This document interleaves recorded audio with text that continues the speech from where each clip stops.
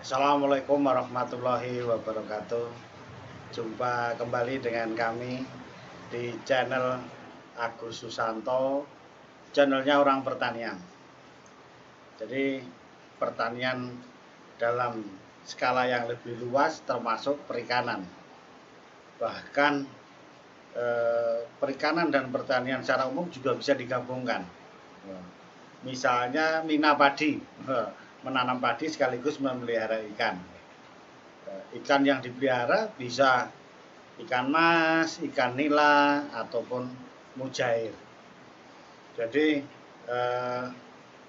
ikan nila atau mujair ini sama atau beda sebenarnya.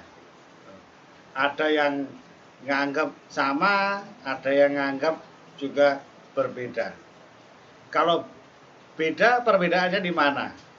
Jadi ini yang akan kita bahas pada saat ini adalah sejarah mujair, kemudian bedanya dengan ikan nila itu di mana dan apa persamaannya tentunya. Nah, jadi kita lihat ini gambarnya. Jadi mana yang nila, mana yang mujair, pemirsa. Jadi ya sekilas ya hampir sama gitu. Ya, jadi nanti kita jelaskan di manakah perbedaannya. Jadi pemirsa, ikan nila ataupun mujair ini sekarang menjadi primadona untuk dipelihara. Ada beberapa alasan sebenarnya, yaitu satu, mudah sekali dipelihara, mudah sekali perbanyakannya. Nah, jangankan dipelihara, tidak dipelihara di kolam yang kita sediakan untuk ikan yang lain atau sawah dipelihara ikan yang lain, kadang kalau disat, dikeringkan, itu yang ada yang tinggal ikan nila atau mujair. Ya, jadi perbanyakannya relatif mudah. Nah, kemudian kelebihan yang kedua adalah dagingnya itu ya tidak ada durinya. Sehingga kalau besar ya dimakan itu ya tanpa kesulitan, kita tanpa menyisihkan durinya. Tentunya kalau dibikin filet juga mudah kan gitu. Jadi ini beberapa kedua ikan ini sekarang bahkan mendominasi karena satu mudah dipelihara, yang kedua memang dagingnya enak, kemudian tidak menyusahkan itu tadi. Ini yang kelebihan dari ikan nila maupun mujair. Ya. Kemudian ada yang lebih menarik lagi, bagaimana sejarah dari ikan mujair ini sendiri. Ini namanya kenapa dikasih nama mujair gitu. Jadi kemudian nila juga ya nanti, karena ada sejarahnya yang cukup terkenal, karena ikan ini yang menemukan Pak Mujair. Nah ini jadi penemu ikan mujair ini Pak Mujair. Nah, ini kan di batu nisannya ini tertulis kapan penemuannya, yaitu di Pantai Serang di Blitar pada tanggal 25 Maret 19 36 atau 56, 36. Jadi Pak Mujair atau nama kecilnya itu Iwan Muluk itu, atau siapa lupa saya ini, pada waktu itu dia rugi setelah ada usahanya, maka dia pergi ke Pantai Serang di Blitar Selatan tentunya. Nah, di sana ini kan pada sekitar tahun 30-an ya. Ya, jadi 1930 maksudnya. Jadi apa yang menarik dari ikan yang ditemukan Pak Mujair ini, yaitu seperti yang kita ketahui bahwa ikan ini itu melindungi anaknya itu di dalam mulutnya. Jadi kalau anaknya yang kecil-kecil dalam bahaya, dia dimasukkan di dalam mulutnya, sedot, kan gitu. Nanti kalau aman dikeluarkan lagi. Inilah cara melindungi ikan ini. Nah, jadi inilah sangat menarik. Kemudian ikan ini kan ikan awalnya ikan laut. Nah, makanya diambillah, kemudian dibawa pulang ke rumahnya di Papungan Kanigoro itu tadi di Blitar, jaraknya yang sekitar 25 sampai 30 kilo, pulang lagi. Nah, dipelihara di rumah tentunya ya tidak berhasil karena ini kan ikan ikan laut yang asin, sementara di sana tawar. Tetapi bolak-balik sampai 11 kali diambil ikannya ini, dipelihara di dalam gentong yang diisi air tawar dan air laut yang selalu dikurangi keasinannya, porsi air lautnya dikurangi. Nah, akhirnya apa? Singkat cerita, lama-lama didapatkan 4 biji ikan ini tadi yang bisa hidup di air tawar. Nah, itulah ceritanya. Jadi dengan penelitian ini dicoba dikurangi asinnya itu tadi, lama-lama bisa hidup di air tawar. Dari 4 ini kemudian dipelihara, menyebar, terkenal, diperbanyak sampai di sekitar Jawa Timur waktu itu. Nah, oleh karena itu ini masih zaman kolonialisme, jadi waktu itu untuk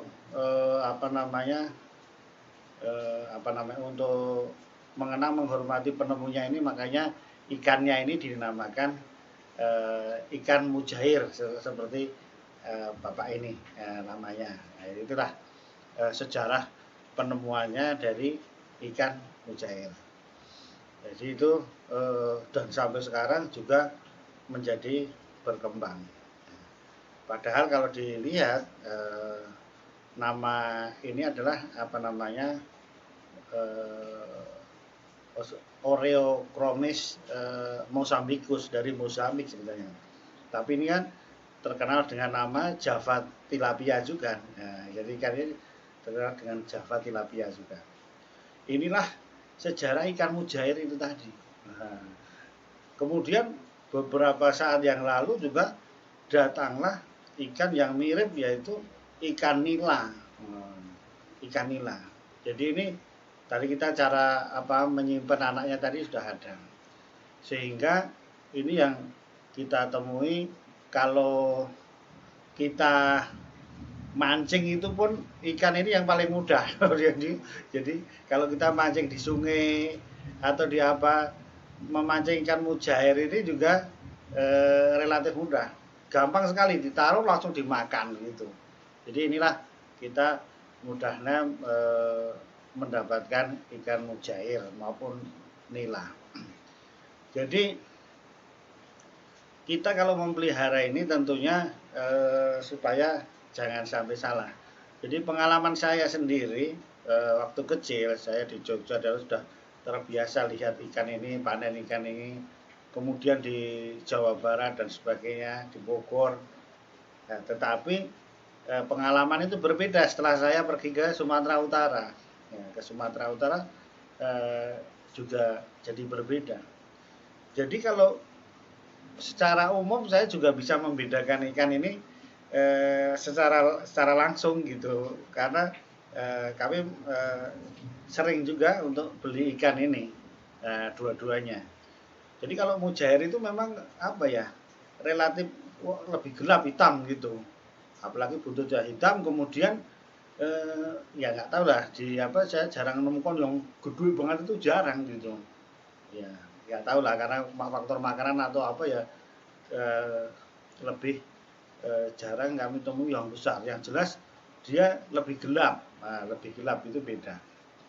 Kemudian setelah saya ke Sumatera Utara juga sering menemukan ikan nila yang gede-gede ya dari Danau Toba, karena faktor makanan atau itu jadi tahu kalau itu ikan nila gitu.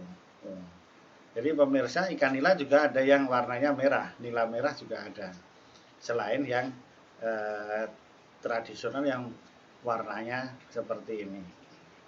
Jadi sekarang kita bahas satu persatu apa sih perbedaannya, yaitu apa sih perbedaan. Ini saya ambil dari pustaka Minapoli. Minapoli ini bahasanya Perancisnya ada ini. Minapoli supaya kita untuk lebih mempermudah lagi perbedaannya. Ya, ternyata menurut saya beda. Ya, samanya ya sama-sama genusnya adalah Oreochromis. Ya, sama-sama Oreochromis. Jadi kalau yang kita bahas dulu yang nila ya. Nila itu nama latinnya Oreochromis niloticus.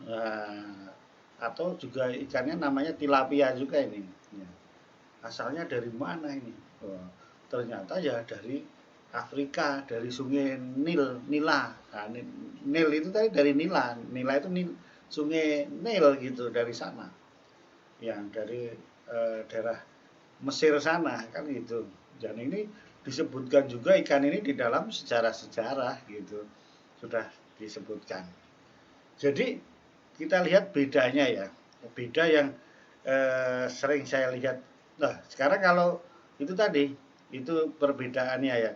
Kalau mujair itu namanya Oreochromis mozambicus, dari Mozambik sana, sama-sama Afrika. Tapi kan Afrika yang bagian selatan ini, daerah selatan lah istilahnya. Tapi sama-sama dari Afrika juga. Nah ini ya kalau bentuknya deket itu ya memang deket karena sama-sama genusnya sama Oreochromis. Yang satu dari Sungai Nil, yang satu dari Mozambik kan gitu. Yang mujair dari uh, Mozambik. Jadi perbedaan tadi, jadi perbedaan itu kalau saya melihat, saya perbandingkan sendiri, ukurannya itu biasanya agak lebih besar yang nila daripada yang mujair. Tadi dari segi ukurannya. Kemudian dari postur tubuhnya, kalau mujair itu memanjang agak gepeng gitu. Tetapi kalau nila itu lebih pendek, lebih gemuk, lebih bulat gitu. Lebih gempal. Nah, itulah nila. Bedanya sudah dua. Kemudian warnanya biasanya nila lebih gelap biasanya. Nah, kemudian yang keempat perbedaannya itu di badannya atau di ekornya ada pola garis yang melintang di tubuhnya seperti garis-garis, nah, kan gitu. Sedangkan kalau mujair enggak gitu, enggak nampak gitu. Kalau anak seperti ada garis-garisnya kalau nila gitu. Kemudian perbedaannya lagi adalah bentuk siripnya. Ya. Siripnya kalau nila itu lebih tinggi, lebih tajam gitu. Nah, lebih tajam duri-durinya. Itu tadi bentuknya. Kemudian kalau yang mujair ya agak tajam juga tapi lebih pendek, lebih ke belakang. Nah, gitu. Kemudian untuk ekornya itu sering ada kemerah-merahan kalau mujair ya. Ini pemirsa bisa dilihat. Kemudian yang nomor berapa perbedaannya? Itu adalah matanya. Matanya kalau nila itu lebih besar dibandingkan kalau mujair lebih kecil. Dan yang mencolok sering itu mulutnya. Jadi kalau mujair itu mulutnya lebih besar, mangap itu nampak kali lebih besar, dan itu yang tadi nampak untuk anak-anaknya itu tadi. Kalau mulut yang nila biasanya lebih kecil. Jadi itu nanti kalau sudah terbiasa sekilas ini membedakan ini mana mujair, ini nila itu sudah bisa kita bedakan. Ini sekarang kalau kami di sini menemukan nila itu bisa sebesar-besar gurami besar gitu. Nah, itulah sehingga menjadi filet itu lebih mudah untuk yang nila. Ya, saya jarang menemukan mujair yang bisa besar kali itu, jarang. Jadi ini pemirsa mudah-mudahan bisa menambah khasanah kita jika kita akan memelihara ikan nila atau mujair, harus tahu perbedaannya dulu. Dan kalau persamaannya sama-sama genusnya ya, tadi Oreochromis tadi, dan sama-sama dari Afrika. Nah, kita tahu tadi sejarah penemuannya dari ikan mujair ini. Demikian pemirsa, mudah-mudahan bahasan ini bisa menambah wawasan kita di dalam dunia perikanan, khususnya pertanian secara umum. Terima kasih, mudah-mudahan bermanfaat. Assalamualaikum warahmatullahi wabarakatuh.